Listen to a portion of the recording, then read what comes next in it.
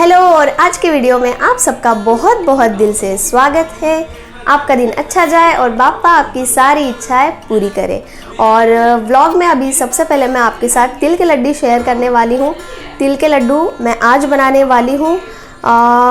तिल के लड्डू मैंने मकर संक्रांति पर नहीं बनाए थे। मैंने भगवान को तिल और शक्कर चढ़ाया था, और ऐसे भी मैंने तिल और शक्कर ही मतलब हम लोगों ने खाए थे। उसका रीज़न यही था कि मैंने संक्रांत के 4-5 दिन पहले से ही ग्रोसरी ऑर्डर की थी। उसमें गुड़ नहीं था, गुड़ ऑलमोस्ट ख़त्म होने को आया था। और ग्रोसरी ऐसी है कि वो नेक्स्ट डे या फिर कभी कभी सेम डे भी आ जाती है कुछ घंटों में। तो मुझे लगा आ जाएगी, तो मैं उस पर पूरी डिपेंड रही। और मैंने नाचनी के लड्डू बनाए, उसमें गुड़ डाला। फिर मैंने सोचा कि आ जाएगा, लेकिन संक्रांत भी हो गई। फिर उसके बाद आज है 18 तारीख। आज है 18 तारीख। तो कितने दिनों बाद जो चीज़ मुझे सबसे पहले चाहिए थी, गुड़, इस बार हमने जो ग्रोसरी मंगाई थी, जहाँ से मंगाते थे वो बंद था, इसलिए दूसरी जगह से मंगानी पड़ी। और उसने इतना लेट कर दिया, और हम लोग क्वारंटीन थे, 14-15 दिन बाहर नहीं निकले। आज हमको हो गए हैं, तो उसकी वजह से ऐसा भी नहीं हुआ कि नहीं आ रहा है तो बाहर जाओ और लेके आओ, क्योंकि इतना वेट मुझे नहीं लगा कि किसी चीज़ का करना पड़ा। अभी तक का मुझे ये सबसे पहला लगता है कि जिस संक्रांत पे तिल गुड़ नहीं बना, क्योंकि वो जो ग्रोसरी थी उस पर पूरी डिपेंडेंसी थी, वो कब लाएगा, कब मैं बनाऊंगी, ऐसा था। अदरवाइज़ मेरे हाथ में होता और नहीं भी आता गुड़, तो मैं फटाक से जाके लेके आती और उसी दिन तिल गुड़ बनता। लेकिन इस बार लेट हो गया है, तो ठीक है, कोई बात नहीं। वैसे भी हल्दी कुमकुम में इस बार थोड़ा सा लेट करने वाली हूँ, क्योंकि ये सब क्वारंटीन पीरियड हो गया। उसके आगे भी और 10 दिन जाने दूंगी, उसके बाद मैं हल्दी कुमकुम करूँगी। और तब मुझे और लड्डूज़ बनाने पड़ेंगे, क्योंकि अभी मैं जब लड्डू बनाऊँगी वो तो मुझे पता है 8 दिन में ख़त्म हो जाएंगे, क्योंकि हम तीनों को ही लड्डू बहुत ज़्यादा पसंद है। और खाने के बाद हमें कुछ ना कुछ मीठा चाहिए रहता है, तो इसलिए मैं उड़द के लड्डू या नाचनी के लड्डू, इस तरीके से ये गुड़ के लड्डू बना के रखती हूँ, ताकि वो हेल्दी भी है, कुछ मीठा खाने जैसा भी लगता है, और दोनों चीज़ें हो जाती है। चलो, ये लड्डूस तो बन जाते हैं, लेकिन तिल के लड्डू हमेशा नहीं बनते हैं, स्पेशली संक्रांत पे, या कभी कभी 1-2 बार बीच में बन जाते हैं। तिल की वड़ी जो बनती है वो, तो इस बार थोड़ा सा लेट हो गया है, तो अभी मैं वो बना लेती हूँ। गुड़ ही नहीं आ रहा था। गुड़ मतलब मैं सोच रही थी कि इस बार लोगों ने कितने तिल और गुड़ के लड्डू खाए हैं, कितनी गुड़ की डिमांड है कि गुड़ का इतना शॉर्टेज हो गया है कि गुड़ ही नहीं आ रहा है। सबसे पहले जो चीज़ चाहिए थी मुझे, गुड़, वो सबसे लास्ट आई, यानी कि वो आज आई। कल आई, कल मेरा हुआ नहीं है। मैंने बीच बीच में दिखाया भी था आपको कि 1-2 बार जो चीज़ें आई थी, तो कभी कभी ब्लॉग में आपको दिखाया था मैंने कि ये चीज़ें आई है, इसको समेटना पड़ा था मुझे। तो अभी मैं बनाती हूँ तिल के लड्डू, और तिल के लड्डू कैसे बनाते हैं ये आपको भी दिखाती हूँ। तो ये मैंने 200 ग्राम तिल को रोस्ट कर लिया है। उसके बाद मैंने लिया है 1/2 कटोरी मूंगफली का, जो मैंने रोस्ट करके लिए थे, उसे मैंने मिक्सर में थोड़ा सा दरदरा पीस लिया है। उसके बाद मैंने लिया है यहाँ पे सेम कटोरी से 1.5 कटोरी गुड़, और उसके बाद हमें लगने वाला है घी। तो चलिए प्रोसेस अभी स्टार्ट करते हैं। तो यहाँ पे मैंने रख दी है कढ़ाई, और ज़्यादा घी नहीं डालेंगे, बस एक चम्मच और आधा चम्मच इस तरीके से मैंने थोड़ा सा घी डाला है। और उसके बाद जो हमने गुड़ के बारीक बारीक टुकड़े कट करके रखे हैं उसे डाल देंगे। यहाँ पे मैंने बहुत ज़्यादा बारीक टुकड़े भी नहीं किए हैं और बहुत ज़्यादा मोटे भी नहीं है। तो इस तरीके से सेम तरीके से आप टुकड़ों को कट कर लेना, ताकि बहुत ही ज़्यादा एकदम बारीक नहीं और बहुत ज़्यादा मोटे भी नहीं होने चाहिए, क्योंकि बहुत ज़्यादा मोटे पीसेस रखोगे और कुछ बारीक रखोगे तो जलने का डर रहता है। इसीलिए इस तरीके से आप गुड़ को पहले ही कूट के रख दीजिए। और अभी हमें गुड़ को अच्छे से मेल्ट कर लेना है। और यहाँ पे मैं ऑर्गेनिक गुड़ का यूज़ कर रही हूँ, चिक्की वाला गुड़ मैं कभी भी यूज़ नहीं करती हूँ। चिक्की वाले लड्डू मुझे नहीं अच्छे लगते, उसमें शक्कर ही लगती है। तो इसके लिए हम हमेशा ऑर्गेनिक गुड़ खाते हैं, और ये सेहत के लिए भी अच्छा होता है, और टेस्ट भी मुझे इसका थोड़ा सा अच्छा लगता है। तो गुड़ को पहले मेल्ट होने देते हैं, और फिर डालेंगे उसमें तिल। तो गुड़ तो यहाँ पे अच्छे से मेल्ट हो गया है, लेकिन फिर भी इसे थोड़ी देर हमें पकाना है, ताकि वो उसका कच्चापन निकल जाए। तो थोड़ी देर इसे पका लेंगे, जलाना नहीं है, गुड़ जल्दी जल भी सकता है। थोड़ी देर और गुड़ को मैंने अच्छे से पका लिया है। और उसके बाद मैंने डाल दिया है उसमें 2 छोटे चम्मच पानी ज़रूर डालना चाहिए, क्योंकि पानी अगर नहीं डालते हो तो यही कारण होते हैं जो तिल के लड्डू बनते हैं वो बहुत ही कड़क बन जाते हैं, जो दांतों से भी नहीं टूटते हैं। इसलिए पानी डालिएगा, 1 चम्मच भी पानी आप डाल सकते हो, तो उसकी वजह से तिल के लड्डू थोड़े से सॉफ्ट बनते हैं। तो पानी डालने के बाद एक उबाल आने देंगे गुड़ को। ये देखिए बुलबुले आने लगे हैं, और उसके बाद हम डाल देंगे इसमें तिल, और जो हमने मूंगफली का एक दरदरा कूट लिया है मूंगफली को, उसे भी हमें इसे डाल देना है। तो दोनों चीज़ें डालने के बाद इसे अच्छे से मिक्स कर लेंगे। आप चाहो तो इसमें इलायची पाउडर भी डाल सकते हो। तो ये देखिए इस तरीके से मैंने इसे मिक्स कर लिया है, और इसे अभी मैं थोड़ा थोड़ा एक प्लेट में निकालूंगी, और बाकी का मैं इस तरीके से कढ़ाई में ही रहने दूंगी, ताकि इसे गर्म करने का और ज़रूरत पड़ सकती है, क्योंकि इसके जो लड्डू होते हैं वो गरम गरम ही हमें बांधने होते हैं। तो इसीलिए थोड़ा थोड़ा प्लेट में निकालूंगी और उसी से मैं लड्डू बनाऊंगी, और बाकी का अगर कड़क भी हो जाता है तो उसे मैं फिर से गर्म करके यूज़ कर लूँगी। तो ये देखिए इस तरीके से छोटा सा पोर्शन मैंने ले लिया। सबसे पहले मैंने हाथों को थोड़ा सा घी लगा लिया था, लेकिन घी या तेल नहीं लगाना चाहिए, ये मुझे भी पता था, लेकिन फिर भी मैंने लगाया। उसकी वजह से है ना थोड़ा सा ज़्यादा गर्म लग जाता है, थोड़ा नहीं बहुत ज़्यादा गर्म लगता है। इसकी वजह से हाथों को मैंने थोड़ा सा फिर बाद में पानी लगाया और फिर लड्डूस बनाए। तो ये हमारे तिल के लड्डू बन के रेडी हो गए हैं। अभी थोड़े से गर्म रहते, तो अभी इसे पैक करके नहीं रखूँगी, इसे थोड़ी देर और ठंडा होने देंगे और फिर पैक करके रखूँगी। और रियांश का लड्डू नहीं मिलेंगे जब तक वो पढ़ाई नहीं करेगा। No no no no no, no पढ़ाई नो लड्डू। ना तो तिल के लड्डू मैंने बना लिए हैं। उसके बाद मैंने चाय, झाड़ू, ये जो भी शाम के काम होते हैं वो सब कर लिए हैं। और अगर आपने तिल के लड्डू तो बना लिए होंगे, लेकिन अगर आप दोबारा बनाना चाहते हो, आपके अगर पहले वाले बिगड़ गए हैं, तो आप इस तरीके से लड्डूस बना सकते हो। बहुत सॉफ्ट बनते हैं, ऐसे कड़क बिल्कुल नहीं बनेंगे, सॉफ्ट बनेंगे और खाने में भी अच्छे लगेंगे।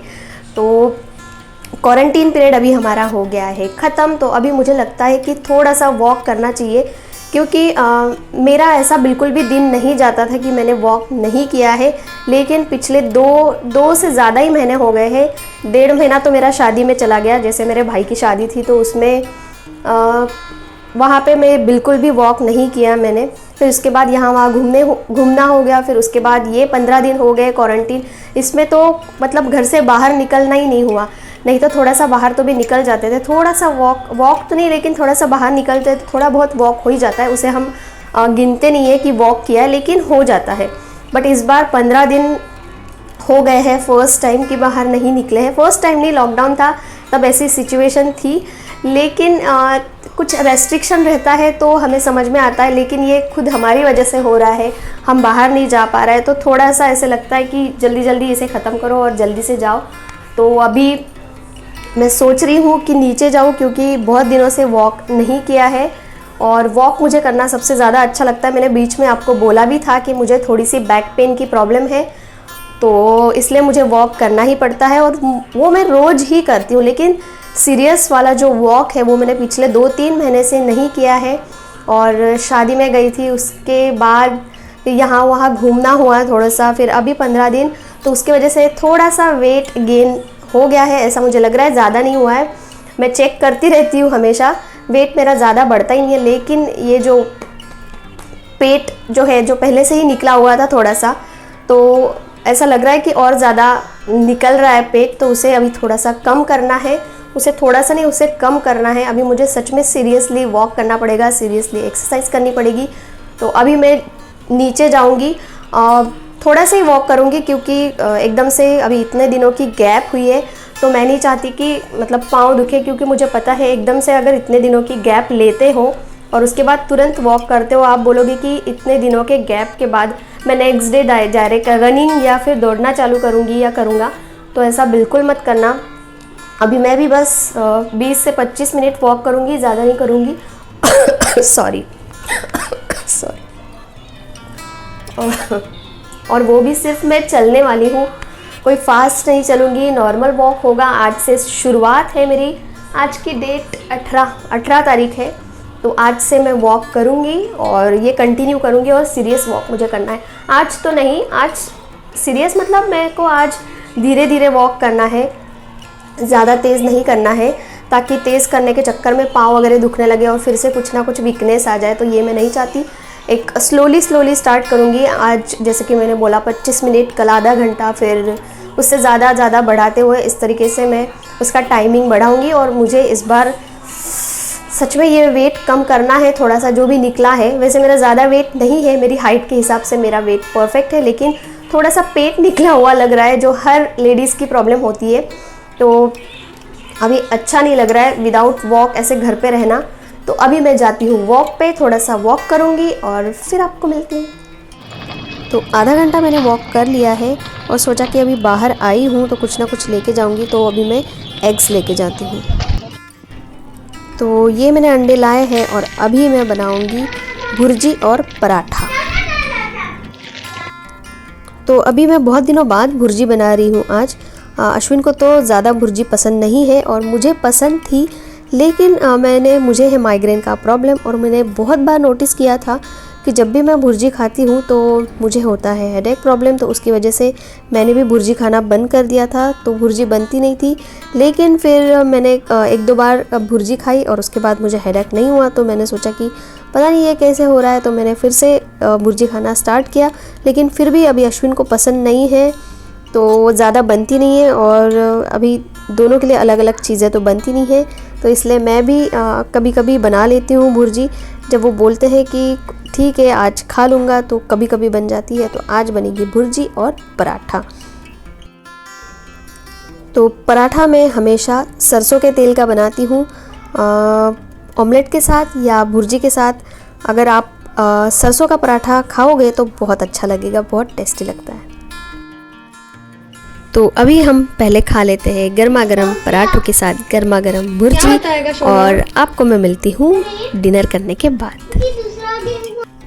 तो अभी तो मैं सारे काम करके बैठी हूँ, डिनर और बाकी का जो भी काम था मेरा कंप्लीट हो चुका है।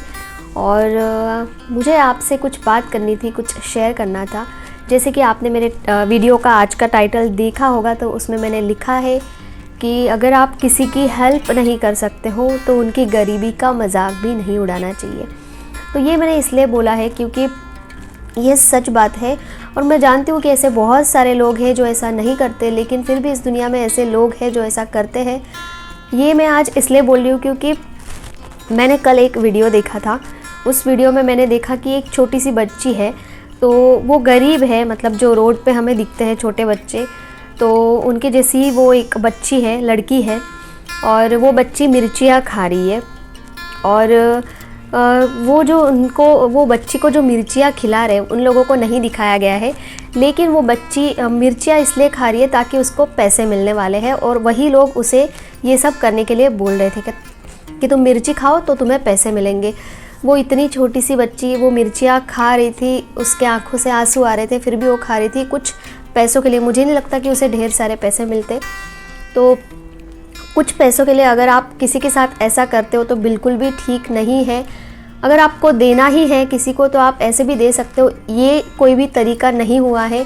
और वो भी इतनी छोटी बच्ची। अगर आप सोचो कि आपके परिवार में अगर ऐसे छोटे बच्चे हैं, उनके साथ अगर आप ऐसे कर सकते हो तो आप ये दूसरों के साथ भी करो। फिर यही होता है, अगर हम खुद के बच्चे के साथ, खुद के फैमिली में जो बच्चे हैं उनके साथ ये सब नहीं कर सकते, तो ऑफ कोर्स हम दूसरों के साथ भी हमें ये नहीं करना चाहिए। छोटी सी जान रहती है वो, उसको देखकर मतलब इतना बुरा लग रहा था कि कैसे कैसे लोग होते हैं। उनका चेहरा भी उन्होंने दिखाना चाहिए था कि वो कौन लोग हैं जो बच्चों के साथ, मतलब बच्ची के साथ वो ऐसा कर रहे थे। जो उन्हें पता था कि उनका चेहरा दिखाएंगे तो ऑफ कोर्स उस पर कुछ ना कुछ होता ही, वो इसीलिए उन्होंने खुद का चेहरा नहीं दिखाया, वो बच्ची को दिखा रहे थे जो मिर्चियाँ खा रही थी। और ये साफ साफ दिख रहा था कि कुछ पैसों के लिए ही, मुझे नहीं पता कितने पैसे वो देने वाले थे, लेकिन वीडियो में थोड़ा सा ही था, बस इतना ही दिखाया कि वो बच्ची बस पैसों के लिए मिर्ची खा रही है। तो बहुत ही ज़्यादा बुरा लगा। अगर आपको किसी को हेल्प करनी है तो ऐसे भी हम कर सकते हैं हेल्प। आप ज़्यादा नहीं, 5-10 रुपए की हेल्प ऑफ कोर्स आप कर सकते हो, ये कोई भी ज़्यादा नहीं होता है और हर कोई ये हेल्प कर सकता है अगर सच में किसी को ज़रूरत हो। मैं नहीं बोलती हूँ कि अभी हम एक बार बाहर निकलते हैं घर से तो ऐसे बहुत सारे हमको लोग मिलते हैं जो हर 5 मिनट पे रहते हैं, जो मांगते हैं। तो मैं नहीं बोल रही हूँ कि हमें सबको ही देना चाहिए, ऐसे सबको देने लगेंगे तो पता नहीं बहुत सारा पैसा देना पड़ेगा शायद। तो मैं नहीं बोल रही हूँ कि सबको, और ऐसा करता भी नहीं है, 1-2 बार शायद कोई दे दे, उसके बाद से फिर मना कर देते हैं, चाहे वो कितने भी पैसे हो। मैं भी ऐसे ही करती हूँ और मुझे पता है बहुत सारे लोग ऐसे करते हैं, जो भी आएगा उसको हम नहीं देते। लेकिन सच में अगर किसी को ज़रूरत है तो उसको देना चाहिए। 5 रुपये 10 रुपये ये कोई बहुत बड़ी चीज़ नहीं है, बहुत बड़ी अमाउंट नहीं है, हम इसे दे सकते हैं। तो इस तरीके से अगर आपको देना है तो प्लीज़ मत दीजिए और उनसे ये सब काम करवाइएगा भी मत, क्योंकि उनकी भी कोई मजबूरी रहती है। और अगर आपको, हाँ, अगर मुझे भी कोई हट्टा कट्टा इंसान, आदमी हो चाहे औरत हो, अगर मुझे मांगती है तो मैं नहीं देती हूँ। मुझे लगता है अगर आपके हाथ पैर ठीक है, आप काम कर सकते हो, तो आप कमा भी सकते हो। ये सब मांग के आप ज़्यादा नहीं मिलेगा, आपको कोई भी नहीं देगा।